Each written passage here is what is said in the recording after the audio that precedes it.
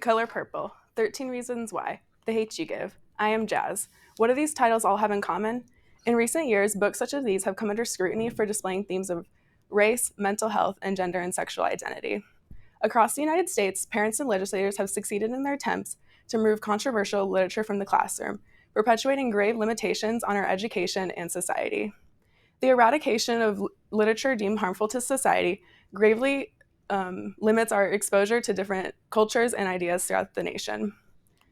Um, Historically, efforts to ban books in the throughout the world have developed among fascist societies, with leaders aiming to control the thoughts and actions of their subjects. While the United States preaches ideals of democracy and freedom, book banning continuously violates our constitutional rights, imposing significant political violations.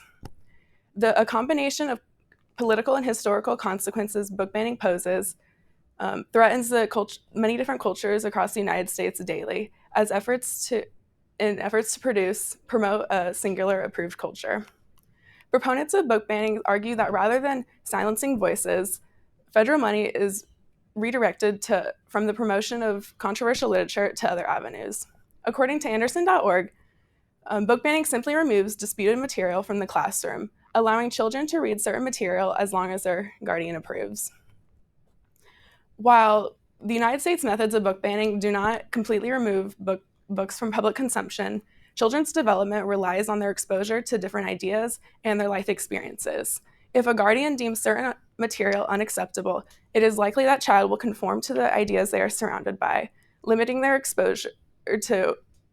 ability to develop their own opinions. Turning a page to early forms of book banning, the first emperor of a unified China, Qin Shi Huang, burnt and banned records of the past prior to his rule. Fearing the histories of the previous rulers of China would undermine his legitimacy as a ruler, Qin destroyed records of the past prior to his rule and only allowed Qin historians to rewrite the past according to his standards.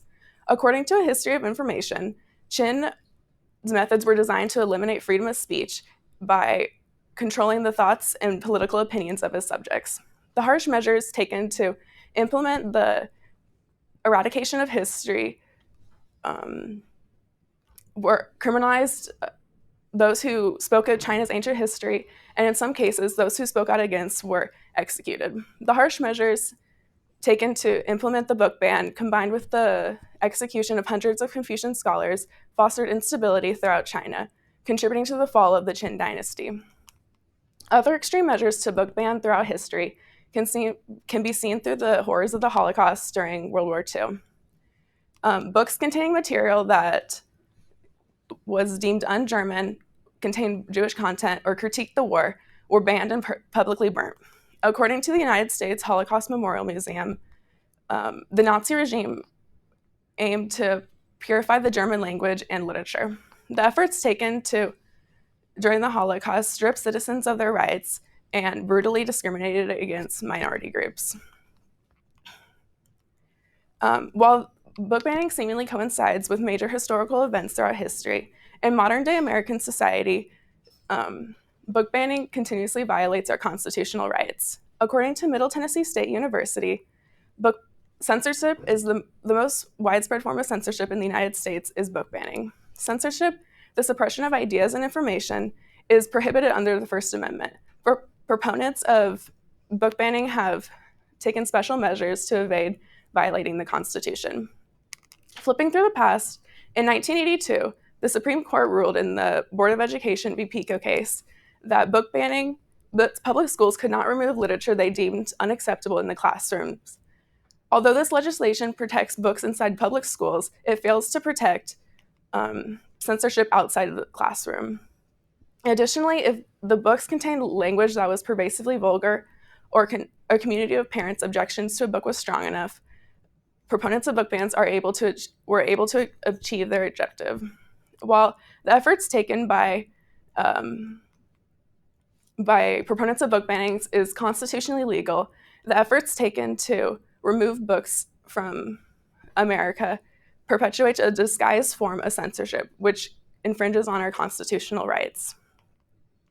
The political and historical consequences book banning poses on our society often display an attempt to marginalize certain groups of people instead of ideas. And recent attempts to remove books from the classroom contain material that explores race, mental health, and the LGBT community. According to Reader's Digest, Vera Edelman, a staff attorney, argues that when a government bans a book from a classroom, it sends a clear message that certain ideas are not accepted in society.